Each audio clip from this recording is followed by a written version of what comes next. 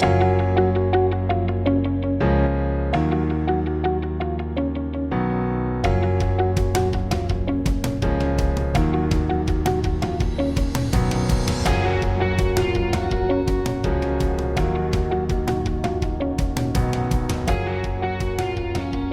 liebe Leute, vielen Dank. Also hier bin ich wieder, Audrey Vanessa Nukewetten und ich bin da heute und vertrete weiterhin der Verein Meine Welt e.V. Und heute werden wir mit Sarah Alibasanez-Hart Salem über demokratische Partizipation, also genauer gesagt Frauen mit Migrationsgeschichte, die sich für Demokratie engagieren, sprechen.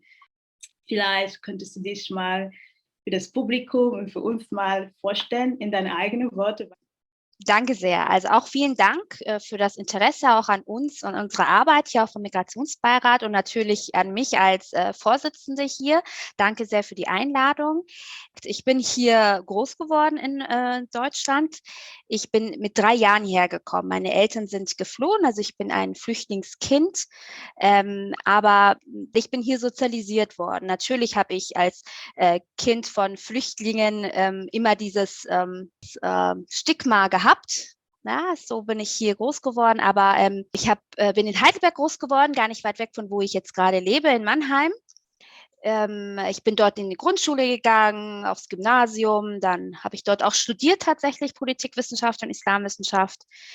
Und politisch war ich immer schon interessiert und auch aktiv, aber in verschiedenen Sachen. Ich bin nie in eine Partei eingetreten. Ich war für mich aktiv, so wie man das sein kann. Ehrenamtliches Engagement gab es immer schon, aber mit der Geburt meines Sohnes habe ich festgestellt, dass ich nicht immer nur erzählen kann und nicht immer nur reden kann über Dinge, die mich stören oder die in einer Gesellschaft noch nicht so funktionieren, wie sie vielleicht hätten funktionieren können. Und als ich gesehen habe, die Ausschreibung für den Migrationsbeirat, habe ich dann entschieden gehabt, okay, jetzt mach etwas, jetzt kannst du da hingehen, dich einsetzen für Menschen, die eine Migrationsgeschichte haben. Und dann habe ich mich einfach beworben. Und jetzt bin ich hier ich wollte nicht Vorsitzende werden, also das war nicht der Plan. Ich habe mich engagiert und dann habe ich gesehen, wie wichtig das ist, dass man sich richtig engagieren kann. Und ja. Aber mich würde auch interessieren, wie du dann diese Integration und Migrationsbeiräte dann siehst. Also, weil sie gelten ja auch ein bisschen als Sprachrohre für die Migranten oder für die Menschen mit Migrationshintergründe hier in Deutschland. Aber es gibt aber auch kritische Stimmen, also wie zum Teil die Wahlbeteiligung ist da auch sehr gering oder die Einflüsse der Räte sind ja sehr schwach. Wie schätzt du denn die Situation diese Integration und Migration-Beiräte? Die meisten Migrationsbeiräte, Integrationsräte, früher hieß das die Ausländerräte, Ausländerbeiräte und so weiter, ja. Das ist erstmal vom Bundesland zu Bundesland unterschiedlich, wie sie organisiert sind. Sogar von Kommune zu Kommune ist das tatsächlich unterschiedlich. Aber ich gehe jetzt mal von Land zu Land aus, also von Bundesland zu Bundesland. Gibt es zum Beispiel in Baden-Württemberg dieses Partizipationsgesetz, wo geregelt ist, dass es Migrationsbeiräte geben soll. Die Geschichte der Migrationsbeiräte ist ja eigentlich, wie gesagt, ja auch von den Ausländerbeiräten, die ja früher gewählt worden sind. Der Grund, weshalb sie überhaupt da waren, war ja, weil Menschen, die hier seit langem leben, arbeiten und hier ihr Leben aufbauen, ihre Kinder großziehen, Familien gründen und so weiter, aber nicht das Recht hatten, hier zu wählen oder immer noch nicht haben, wenn sie keine deutsche Staatsbürgerschaft haben. Ja. Aus diesem Grund gab es diese Ausländerbeiräte. Ich bin ja schon sehr lange hier und ich weiß, dass es Ausländerräte gab, als ich noch auf die Uni gegangen bin in Heidelberg, aber für mich waren sie auch nie präsent. Ich habe es nicht erlebt, dass sie da waren. Aber mit diesem neuen Part-In-Gesetz, was es jetzt gibt, kann man immer noch wählen. Mannheim hat sich aber gegen eine Wahl entschieden. In Mannheim wird nicht gewählt. In Mannheim wird berufen. Das ist ein anderes System. Das bedeutet, dass man sich bewerben kann. Das heißt, wenn man in Mannheim wohnt eine Migrationsgeschichte hat und sich interessiert, darf man sich bewerben. In Mannheim hat man sich gegen die Wahl entschieden, eben weil die Wahlbeteiligung einmal so niedrig war. Aber bei der Berufung, so wie es jetzt ist, achtet man halt sehr darauf, dass man tatsächlich erstmal Geschlechterparität hat, also Zwei-Geschlechterparität jetzt erstmal hat, zwischen männlich und weiblich. Und dann achtet man auch darauf, dass man tatsächlich so viele Menschen aus verschiedenen Lebenssituationen auch hat. Und das ist das, was ich gut finde an einer Berufung einfach, weil wir wollen ein Ziel erreichen. Wir wollen alle Menschen mit Migrationshintergrund erreichen, die es in Mannheim gibt, jeden vertreten. Ja, also mein Ziel ist, dass den Menschen in Mannheim, allen Menschen in Mannheim klarzumachen, dass der Migrationsbeirat die Interessen der Menschen mit Migrationsgeschichte und gelesener Migrationsgeschichte auch vertritt. Ja, wir möchten für diejenigen, die man einfach platt Migranten nennt, neu zugewanderte GastarbeiterInnen. Für mich ist es halt wichtig, dass es klar wird, dass wir für sie alle sprechen möchten. Und je mehr Personen wir in unserem Beirat haben, die unterschiedliche Lebenserfahrungen haben, desto vielfältiger können wir sein und desto mehr Perspektiven kann man auch hören. Ja. Aber es ist noch so viel Arbeit, ja. Dazu wollte ich auch was fragen, weil du meinst, es ist auf jeden Fall super wichtig, dass es die gibt. Und du hast ja auch sehr klar erklärt, warum, wofür sie da stehen. Aber das ist halt wieder die Frage, lohnt sich das? Also, es ist so, noch nicht so, wie ich es mir wünschen würde. Ja, es ist noch nicht so, wie ich es mir wünschen würde. Rein theoretisch, laut dem Gesetz und auch in Mannheim ist das möglich. Der Migrationsbeirat sitzt in allen Fachausschüssen. Wir sind eigentlich überall präsent. Wir sind aber auch ganz abhängig von unseren BürgerInnen, die hier leben in Mannheim. Wir sind nur 20, wir sind ehrenamtlich und da kriegen wir nicht immer alles mit. Das heißt, wir brauchen die Hilfe der BürgerInnen, damit wir wissen, wo liegt das Problem? Wo sind die Schwierigkeiten? Was hättet ihr euch gewünscht? Wie kann man das ändern? Was sagt ihr dazu? Diese Netzwerkarbeit, die müssen wir erstmal voranbringen. Also es lohnt sich, sich zu engagieren. Mein Ziel ist es, wenn ich nicht mehr da bin, dass der Migrationsbeirat so ein Standing hat, dass man immer zurückkommt auf den Migrationsbeirat und fragt. Das ist jetzt ein Stück Arbeit, aber ich denke, dass wir auf einem guten Weg sind, auch dahin. Ja, ich hoffe, alle haben das verstanden. Also ich wohne selbst nicht in Mannheim, sonst würde ich mich sofort engagieren. Sehr gut. Ich sehe das doch als einen Aufruf an alle, die in Mannheim sind, bitte engagiert euch. Also der Beirat lebt von Menschen. Also Menschen, wir müssen alle Teil dieser Gesellschaft sein. Und die Möglichkeit gibt es durch Integration und Migrationsbeiräte. Was denkst du, wie würdest du denn Demokratie in Deutschland bewerten? Also denkst du, dass Demokratie in Deutschland eine inklusive Dialog ist?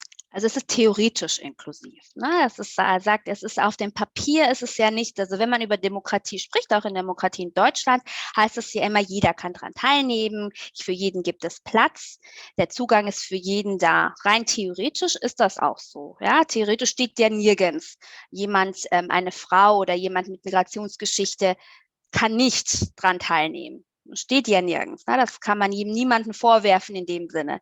Das, was man vorwerfen kann, ist die Akzeptanz. Es geht ja noch viel tiefer. Es geht ja nicht nur darum, ob Demokratie das rein theoretisch zulässt. Demokratie lässt das für mich zu eigentlich, ne? Dass jeder sich engagieren kann und jeder teilhaben kann oder sich engagieren möchte auch. Ne? Das ist ja auch darum zu sehen, wenn ich mich engagiere, habe ich dann auch einen Nutzen? Ne? Bringt das dann was? Ja, und wenn ich meine Meinung äußere, hört man mir zu, wenn ich die sage dann. Hier in Deutschland sagt man immer, es sind zu wenige Menschen mit Migrationshintergrund in Parteien, zu wenige engagieren sich. Das liegt aber nicht an den Menschen mit Migrationshintergrund in meinem Kopf, sondern daran, ob man, wenn man teilhaben möchte, ob man dazu auch akzeptiert wird. Ne? Wenn ich als Kind immer das Gefühl habe, nicht hierher zu gehören, ja, wenn ich in die Schule gegangen bin, ja, wenn man gesagt hat, du bist keine Deutsche, ja, dann engagiert man sich halt auch nicht für ein Deutschland, wenn man nicht dazugehören darf, ne? Wenn man nicht in diese Gruppe reinkommt. Und ich glaube, Das hat sich etwas geändert mit der Zeit. Ja, der hat gelernt, nein, man gehört dazu und man sollte sich mit engagieren. Aber ich glaube, die Zugänge und die Möglichkeiten, die sind nicht immer gleich, damit man die Möglichkeit hat, teilzuhaben. Das muss sich grundsätzlich noch verändern. Aber es ist noch tiefer, strukturierter einfach, das System hier in Deutschland oder in Europa, sagen wir es mal so, dass es nicht möglich ist immer, dass man sich engagiert. Und was wäre das? Also ich höre auf jeden Fall, dass du sagst, eine Verantwortung davon haben wir, also Menschen mit Migrationshintergründen, sollen erkennen, wir müssen dieses Gerechtigkeitsgefühl haben. Also wir sind in Deutschland, wir leben in dieser Gesellschaft und wir sind auch mitverantwortlich für Veränderungen oder politische Prozesse oder gesellschaftliche Wandel hier in Deutschland. Aber der Staat musste noch was tun, damit es ja auch inklusiv wird. Die Menschen mit Migrationsgeschichte müssen das Gefühl bekommen, dass sie mit ihrer Stimme oder mit ihrer Teilhabe was bewirken können und dass man ihnen auch zuhört, dass man sie nicht nur einlädt, weil sie eine Migrationsgeschichte haben, damit man auf dem Zettel schreiben kann, wir hatten eine Teilnehmerin mit Migrationshintergrund. Und dann ist dieses Kästchen angekreuzt worden und dann ist das in der Statistik drin. Aber ob dann die Meinung akzeptiert wird oder ob einem zugehört wird, da ist auch ein Unterschied. Hier leben ja sehr viele Menschen mit Migrationsgeschichte in Deutschland und schon seit längerer Zeit, von den Gastarbeitern bis zu den weiteren Flüchtlingen. Das sind ganz viele Menschen hier, die seit längerem schon hier leben. Und man muss sagen, in den 90er Jahren gab es dieses Gefühl nicht, dass man Teil dieser Gesellschaft ist und wenn man was sagt, dass dazugehört wird. Ich bin mir sicher, es gibt sehr viele engagierte Leute, die was sagen wollen mit Migrationsgeschichte, ja. Aber man muss ja auch einen Ort haben, wo man hingehen kann, um zu sagen, ich gehe da hin und dann hört man mir auch zu. Und nicht, wenn man dann hingeht und sagen, ja, was macht sie denn hier? Ne? Kann sie das überhaupt? Und wenn man nicht wenn man Deutsch nicht fließend spricht, versteht sie einen dann überhaupt? Kann sie denn was sagen? Schon allein die deutsche Sprache, das Gefühl, dass jemand, der eben nicht die deutsche Sprache flüssig könnte, wäre nicht schlau genug, irgendwas zu tun. Das ist schon ein Problem, das wir alle haben. Ne? Wenn ich jetzt sage, okay, jemand hat ja die Grammatik noch nicht richtig drauf, weil er jetzt gerade seit 2 Jahren in Deutschland ist, tut er nicht sagen, dass er in seiner eigenen Sprache nicht 1000-mal intelligenter wäre als jemand, der das könnte oder was drauf hat oder engagiert sein möchte. Aber vielleicht noch kurz, ich wollte dich noch mal was stellen zu den Herausforderungen, die Frauen mit Migrationshintergründen erleben, die diese Partizipation verhindern. Also welche Herausforderungen siehst du da, also für diese Frauen?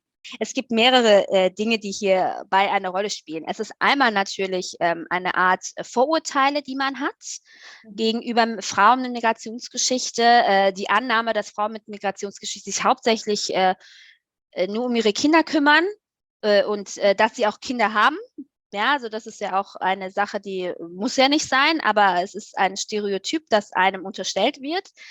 Dann ja, allgemein Diskriminierung ist schon da, diese tief innen sitzende Alltagsrassismus, jetzt nenne ich es, jetzt habe ich es doch gesagt, also der Rassismus, den es schon gibt in diesem Land, also es ist ja nicht so, als würde er nicht existieren, der zählt mit schon dazu.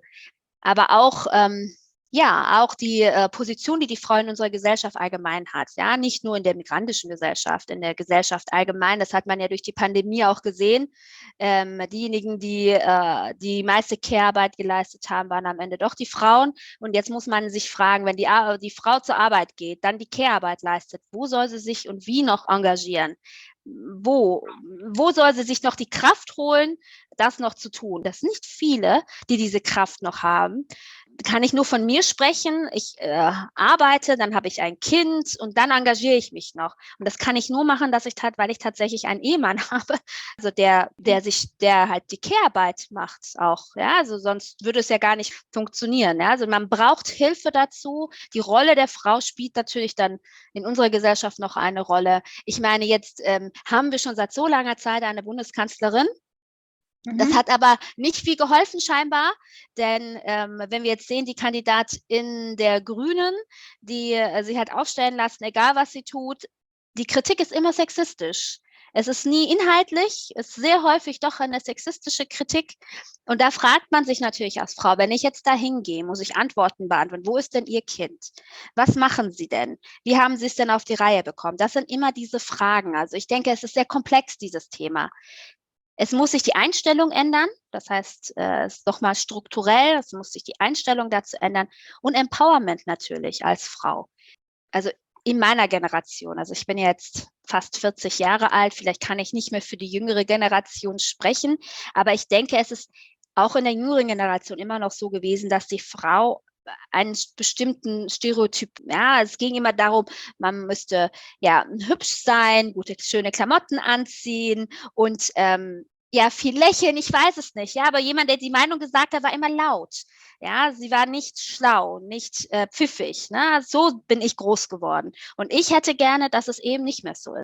Ja, all das, was heute jetzt passiert, ist keine Sternstunde der Politik hier, wenn sobald eine Frau was sagt, immer direkt auf ihr Aussehen geguckt wird oder auf ihre Familie gefragt wird. Ja? Ich weiß nicht, ob ein männlichen Politiker diese Fragen gestellt werden würden. Da haben Sie, was macht denn Ihre Ehefrau, während Sie hier ein Interview geben? Wo sind denn Ihre Kinder? Ja, das wird nicht gefragt. Ich glaube, zurzeit vielleicht nicht, aber du redest von Empowerment. Wo hast du denn deine eigene Empowerment bekommen? Du hattest ja auch bestimmt viele Hürden so in diese ja, also tatsächlich, meine Mutter, will ich sagen, meine Mutter war ein großes Vorbild.